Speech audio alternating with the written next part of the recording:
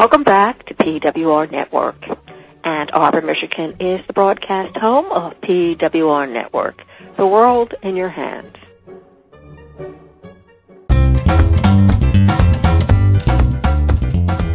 Hello and welcome to Carma's Cookery. I am your host, Carma Spence, author of Bonkers for Bundt Cakes and Your Perfect Pie. If you'd like to check out those two cookbooks, just check out the links below. Now, in today's episode, I have a good friend of mine. Her name is Clayton Jewell. She is a personal chef that I met at an event, and we just hit it off, and I thought, oh my God, I have got to get her in front of my audience because she's got some cool information to share. Her curiosity for food and cooking began when she was just a toddler. Same here, Clayton. High five. When she was exposed to a variety of cuisines. And then she was watching the Great Chef series on PBS, and that inspired her to learn how to cook and to create memorable meals for others to enjoy. She is a professionally trained chef, graduating with both her associate degree in culinary arts and bachelor's degree in culinary arts management from the Culinary Institute of America in Hyde Park, New York. After spending 7 years working in the corporate world in Las Vegas, Nevada, she decided it was time to start anew and move to Huntington Beach, California. Sharing her passion for cooking with others led her to become a personal chef.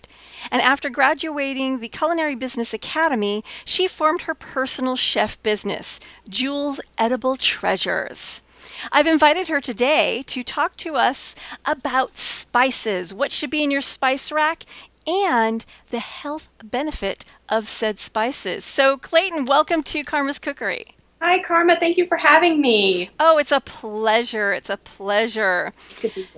Do you remember, that moment in your life when you realized that you appreciated different spices in your food? Well, I grew up in Texas, so for me, my palate from an early age was introduced to a lot of spices, mainly in Tex-Mex cuisine. So there was a lot of cumin, a lot of onion, garlic, and cayenne pepper. But my first aha moment when it came to really appreciating what spice can add to a meal is the first time I had Indian food. That was when I was in 6th grade. Yum. And to this day, that memory sticks out in my head. And I didn't realize what different flavor profiles and layers of flavor that you can add just by using spices. Not, through fats and salts, but just through spices and herbs. And that to me just sparked my ongoing curiosity in how to create different flavor combinations. Oh yeah, and I have to admit, Indian food has been a love of mine probably since I was a toddler, because I grew up in Nairobi and there was a strong Indian population there, and I don't remember this, but apparently I loved samosas. Oh wow. Yes, I still do. I do too. Oh God, Indian food. I could go, but this is not a show about Indian food. But my personal cooking style tends to lean on creating more flavors through spices and herbs. That's when I'm cooking for myself. If somebody comes along and they love spice, then I'm just the woman to do it for them. But I do love adding a lot of spice to my own personal cooking. Well, I can tell you that my spice rack, and if you look at some of my old videos, you can see my spice rack. There's actually 3 spice racks nailed to my wall, and I organize them by sort of cuisine. So I've got all the Indian spices over here, and the Italian spices over here, and the sweet food spices over here, and whatever doesn't fit into those goes over there. Miscellaneous. Yes, miscellaneous. So how many herbs and spices do you have in your spice rack right now? Well, it's kind of a ridiculous amount. I cleaned out my spice cabinet before doing the show, and I counted 70 different herbs and spices. You're a cook. Yes. That included some alternative seasonings to salt that I like to use. I have liquid aminos and a variety of vinegars because I've been trying to be conscious of how much salt I'm putting into my food. So it's not just herbs and spices, but I'd say there was probably 62 herbs and spices that I had. So. And, it's interesting you brought up salt is because I tend to not use salt at all. In fact, I'll buy one of those things of salt. It comes like this size. And that thing will last me like a decade. Yeah. But then I started learning that salt increases sweet because I had stopped putting it in my cookies and cakes and stuff. And then I realized, oh, wait a minute, I'm actually changing the flavor. Even though it's only a pinch of salt that goes into those recipes, a pinch of salt can make a big difference. So you really need to kind of like play with it so that you get the flavor benefits of salt without the swelling and the heart disease and all those other things that go along with salt usage. And that was a habit that was a little bit more difficult for me to break because being professionally trained, we're just taught fat and salt are flavor. So that's been a gradual process for me out of my own accord, is to just really be conscious of, salt content in my own cooking, but as well as being conscious for other clients who might, be on a specialty diet that they can't have a lot of sodium or any sodium for that matter. Exactly. So. And I know that like certain times of the year, I need to watch my salt because when it gets really hot, I tend to retain more water than at other times of the year. Yes. So, yeah. So now, what if you had to pick, the essential spices, the ones that all the rest could go, but these ones you had to have, what would they be? Is this based on my personal preference? Your personal preference, okay. And then I'm going to share mine. All right, perfect. That was actually a challenge for me to pick just a couple out of that list of spices. But I picked 5 that I just, over time, have realized I always have this. That's cayenne pepper. Aside from just salt and regular black pepper, I love cayenne pepper, so I have to have that. Cumin, both whole cumin seeds and ground cumin. Oregano, I like keeping oregano. Cinnamon, I love cinnamon. I'll use cinnamon in just about anything. And the last one that I've recently added is cardamom pods. I've been doing a lot more Indian food cooking, so I've been making a lot more curries, and having that particular spice, that for me is an essential.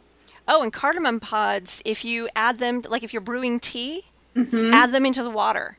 And then you'll get like a cardamom tea, which is, it's like chai, your very own chai. Yes, very refreshing. Well, we have a little bit of overlap. I have what I call my Italian herbs, because there's oregano, thyme, and, what's the third one? There's thyme, oregano, and there was a third one. I can't remember off the top of my head, but it's like, I absolutely have to have those because I do a lot of Italian style in my foods. And then there's the essential, what I call the sweet spices, so like cinnamon and ginger, although cinnamon you can use in savory dishes, which I learned by cooking Indian food. And then there's the Indian spices. I gotta have, if nothing else, I will settle for a curry, but I'd rather have the individual ones like some turmeric and some cumin and some paprika. Yes. What's really cool is that, and actually I do like cardamom. I don't use it that often. But what's really interesting about the history of cardamom, at least what I've learned, I mean, I don't know how accurate this is, but from what I understand, it originally came from India, and India tends to use it in their savory dishes. But somehow, cardamom made it to Sweden, and the Swedes use it in their desserts. It does not surprise me. They have a lot of orange in their desserts. Oh, and I've made a cardamom cookie. It's kind of like a sugar cookie, but with cardamom. It is so tasty. So definitely now I'm like, okay, I'll add cardamom to either way. You can, like cinnamon, it can go savory or it can go sweet. Yeah, and that's the fun thing about spices. You can, on a lot of them, you can incorporate them either way, in savory or sweet cooking. Right, yeah. You just kind of, and this is what I kind of espouse in Carma's Cookery, is experiment. And if you're not sure of something, I mean, how I learned to experiment, because I am not professionally trained, is I would just follow a recipe the first couple of times, maybe just the first time, to see what the original cook who created the recipe was trying to go for. And then once I had a feel for what that flavor was, I go, for my taste, I think I'd add a little bit of this.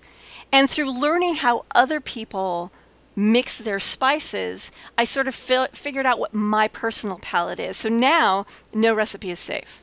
I can't even follow my own recipes anymore. It's just like I'll follow it and then I'll go, oh, no, today I don't want less sugar or I want more cinnamon or whatever.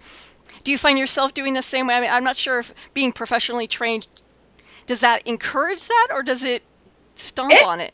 It encourages it because, I mean, we use specific spices when we were being trained at culinary school. It wasn't until I lived in Las Vegas and I was getting kind of run-of-the-mill produce from grocery stores that they just needed a little kind of pick-me-up. And that's when I started really just combining different spices. You know, sometimes it was a hit and miss. Sometimes I just feel like, oh my God, I should be the only one eating this. Nobody else should have to suffer through this. But that's how you learn. That's how you learn with any kind of cooking. You know, I still will look at recipes just as a general idea of what, like you said, what they're trying to go for. And then based on my taste or based on my client's tastes, you know, if somebody doesn't want garlic powder because they don't like garlic, you know, you take that out. I mean, it's all about exploring and experimenting. And that you just mentioned the two that I forgot to mention. I cannot live without onion powder and garlic powder. Yeah, I have them all the time, but I was like, which of these other spices are more robust than just that? Right. Well, now we need to take a quick break, and we'll see you when we come back. Perfect.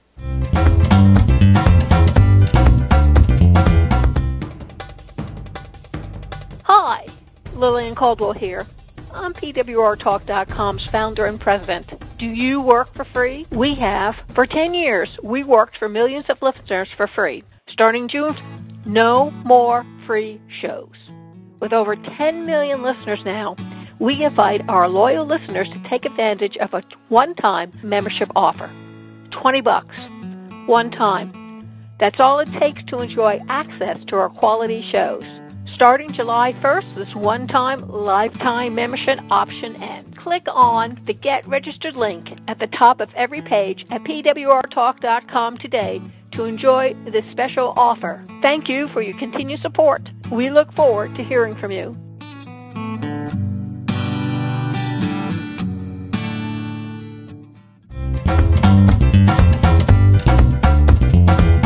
Welcome back to Carma's Cookery. Before the break, Clayton and I were chatting about what essential herbs and spices needed to be in at least our personal spice racks. And this helps you come up with your personal palette for a spice rack. And then just before the break, we were talking a little bit about experimentation, which made me think of some of the crazy recipes I've experimented with, and I just wanted to share them because they're kind of wild. I, for some reason, have decided I really love mustard. Not the powdered stuff, but, you know, the liquid stuff, you know, like French's mustard. And I add that to macaroni and cheese. Tastes wonderful. And I make my own guacamole with it. I like mix avocado, a little bit of mustard, some onion powder, garlic powder, wham. I love it. And that's part of what creativity is all about, is like finding out, you know, sometimes think, you know, like, if you have this instinct to just try something, try it. I mean, the worst that's going to happen is you're going to end up with a recipe that you throw down the toilet. And I've had a few of those. I have too. My very first mole sauce, which will probably be my last mole sauce, it tasted okay, but something about it totally upset my stomach, and I ended up going to the bathroom for like hours. And I kept trying to finish it off because I didn't want to throw it away. And I kept going to the bathroom and eating more and going to the bathroom. And I finally went, oh, screw this, and threw it away. And I'm like, okay, maybe just chocolate and chili don't go with my body. So speaking of how spices can affect our bodies, a lot of the spices in our cabinet have health benefits. And the reason why we ended up talking about this offline was because of an experience my mother had. She has learned that there are certain things that she can't eat because they aggravate her arthritis. And it turns out that Indian food has a lot of spices in it that they reduce inflammation. So she just happened to go on a vacation in India during winter when her arthritis would have been the worst. And yet she had no pain the entire month because of all the Indian food she was eating. So I know there are other spices that have health benefits. And I thought, well, why don't I pick your brain, Clayton? Why don't you share with us some of the health benefits that you've learned about? Yes, of course. I'll just focus on the 5 spices that I had mentioned that were at the top in my pantry. I myself have gone through, I have arthritis in both of my knees. Ooh. And for the last month, since I've incorporated a lot more spices and Indian food into my diet, I haven't had the knee pain that I used to suffer. I've also been incorporating more exercise and changing my diet slowly, but the incorporation of spices, when I noticed, hey, this is actually doing something beneficial. Right. My curiosity for the health benefits in spices started a few years ago when I heard about Ayurveda, which in India, that's the practice where they include different techniques to improve your health, and one of those techniques is incorporating different herbs and spices into your daily diet. And that's based on, individual needs. It's not one spice works for everybody. It's based on, your build, if they do the kapha, pitta, vata doshas. And so they do a lot of research on that. So for me, because I'm not a doctor, I'll preface the statement that this is all based on my own curiosity and research that I've found through articles online based on scientific studies. Right. I do recommend that people see their physician before they start, treating themselves with herbs and spices. Exactly. For me, cayenne pepper, that is probably my top favorite spice. I love spicy food. For my own personal cooking, I'll put cayenne in just about anything I can think of, including desserts, but that's me. Right. I've been doing the Master Cleanse, which I'm sure you've heard of. It's the lemon juice, maple syrup, cayenne pepper, and water. I've been toying around with that. I had been putting about a tablespoon of cayenne pepper in that tea each morning, and I just on the go. So, but the capsaicin found in cayenne pepper, that stimulates circulation, and it also neutralizes the acidity in our bodies. It assists in detoxifying and also in weight loss. Because it's a digestive aid, that increases our saliva, and it also increases our enzyme production. So that helps our gastric juices get going. And so that helps us to break down and metabolize food better. Oh. So, just having a little bit of spice in that helps you break your food down. That assists in burning excess amounts of fat that we've already stored in our bodies. And cayenne also helps promote a healthy heart because it keeps our blood pressure levels normal, and it helps to balance our bodies of LDL cholesterol and triglyceride levels. So the LDL is the bad cholesterol, and so the capsaicin found in cayenne helps to balance all of that out. So good. That one, there was a long list of beneficial properties in cayenne pepper, but those are the ones I like to focus on, what it's doing for you internally. Because you'll see topical creams and a lot of other things that they use cayenne pepper in, like for arthritis properties. But for me, when you ingest it, what's it doing to my body? Right. And again, like you said, you have to figure out what you are. Because I know, again, my mom, she can't do cayenne because it belongs to a family of foods that actually aggravates her arthritis. Mm-hmm. Yeah, I've heard a lot of people, especially in diabetics, I've heard that, there, as with most things, moderation. You don't want to be consuming it on a regular basis because it can affect people differently. Right. So cinnamon. Cinnamon is one of my favorite spices to use in savory cooking. I love using it in meat rubs. Like a Moroccan-style lamb, I do cinnamon and ground ginger and then just roast the lamb, and that's one of my favorite things. I use cinnamon and When can I come over? Yes, you can come over anytime. Cinnamon and salad dressings I like to use just as a little, pick-me-up. Especially with the summer berries and things that you're finding out there now, I like to just mix it in with some fresh berries. And I understand that it has some sort of effect on helping people lose weight. I believe it has something to do with blood sugar. Yes, it helps. Up to a half a teaspoon a day can help decrease the blood sugar levels in type 2 diabetics because it slows the rate at which the stomach empties. So that gives you more of a chance to actually respond to your insulin production. And it helps improve your rate of digestion as well. But the interesting thing I found about cinnamon that I've learned within the last few years is that most of what we in North America will find in the grocery stores is not real cinnamon. Really? Yeah, it's what you'll find in the supermarkets is made from cassia bark. That's cassia, which is a species of cinnamon, but true cinnamon is labeled as Ceylon cinnamon. That's Ceylon, whereas the cinnamon that we find, because it's a little less expensive to produce, it'll just be labeled as cinnamon or Chinese cinnamon or maybe Saigon cinnamon. But most of the scientific studies that they've done on cinnamon are based on Ceylon cinnamon. And is there a flavor difference? The Ceylon, well, the cassia one has that spicier taste that we're more used to. Okay. The Ceylon has a little bit of a more neutral, just a little bit sweeter. Not so much that prevalent spice that what we're used to from the cinnamon that we buy. So I thought that was very interesting, and I like to share that because who knew? I didn't know. Right. Cinnamon's also rated as one of the top 7 antioxidants. So that helps our bodies keep themselves free, clear of free radicals. So that helps slow down the aging process in our bodies. So does that mean cinnamon toast is healthy for you? Oh, I wish the combination of butter and any matter was healthy for you, but unfortunately. Add enough cinnamon, it's okay. And don't do the cinnamon challenge. Oh my goodness, yes, I've seen those videos. I see the videos and I'll just let somebody else do that. Exactly.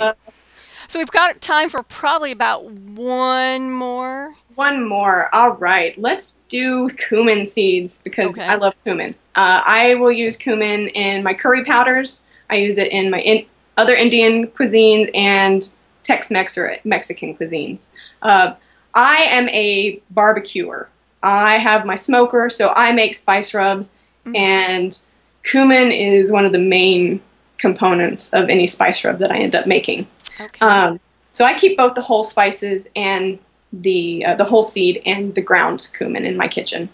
It's an excellent source of iron, which surprised me. That assists in people that have anemia. That assists in help treating those symptoms that are related with having low blood iron. About a tablespoon of cumin a day, it provides up to 20% of a recommended daily value of iron. Wow. That's just cumin, which I was just blown away by. And some research has shown that in diabetics that it can help with their with hypoglycemia. Wow. I don't know how, but when drinking a tea, that can help with your low blood sugar. It is high in fiber as well, so it acts as a natural laxative, which helps keep our bodies happy, clean and clear. Exactly. And it's also been found to aid in healing of infections or injuries to your digestive system. Interesting. I loved cumin before, but knowing all the beneficial properties, like I'll just start incorporating more of it. Exactly. Yeah. Now the only other one that I know about was garlic. Garlic, I know fresh garlic. I don't know if garlic powder, but I try it anyway. Garlic has antiviral properties, and it can be used in all, I mean, there are all sorts of crazy things you can use garlic for. You can get, I've even seen someone who said you can use it to solve a vaginal yeast infection. Oh, that's interesting. If you want to put garlic there. Yeah, because most of the, what I was reading about garlic is that fresh garlic kind of just supersedes powdered garlic. Oh, I still use powdered garlic in my spice rubs, but I think that's very interesting information. I know often when I'm not feeling well and I'm coming down with a cold, I'll have some pizza with a whole bunch of garlic on it. Yes. Because I like pizza. Yep, and I've heard that fresh chopped garlic can help you get over a cold or flu. Right. So, and then of course that brings up pesto sauce, one of, God's gift to my taste buds, which is pretty much garlic and basil and a little bit of olive oil, a little bit of pine nuts, although I have heard you can make it with pumpkin seeds. Yummy, some Parmesan. Okay. I'm hungry. In fact, this is probably the episode that has made me the hungriest.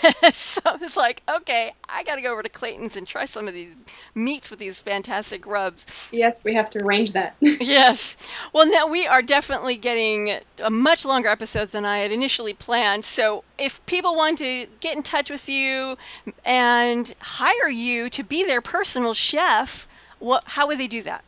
Yes, you could contact me at jewel.clayton, that's JEWELL.CLAYTON @gmail.com. Awesome. And I'm easy to reach that way. Very good. Well, I thank you so much for coming on my show and sharing such a wealth of interesting and mouth-watering information with us. Thank you so much, Carma. I appreciate the opportunity. You're very welcome. So this is the end of Carma's Cookery. I am your host, Carma Spence, author of Bonkers for Bundt Cakes and Your Perfect Pie. And you can learn about both those books in the show notes.